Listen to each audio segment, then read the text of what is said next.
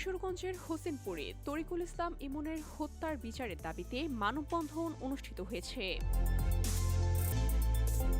সোমবার দুপুরে হোসেনপুর উপজেলা পরিষদের সামনে এই মানববন্ধনের আয়োজন করা হয়। এতে বিভিন্ন শ্রেণী পেশার মানুষ অংশ নেন। মানববন্ধনে বক্তারা দ্রুত হত্যাকারীদেরকে গ্রেফতার ও দৃষ্টান্তমূলক শাস্তির জন্য দাবি জানান। এ সময় উপস্থিত ছিলেন উপজেলা পরিষদ চেয়ারম্যান পদপ্রার্থী মোহাম্মদ মাসুদ আলম, উপজেলা বিএনপির যুগ্ম আহ্বায়ক আবু বকর সিদ্দিক বাক্কার সহ স্থানীয় গণ্যমান্য ব্যক্তিবর্গ।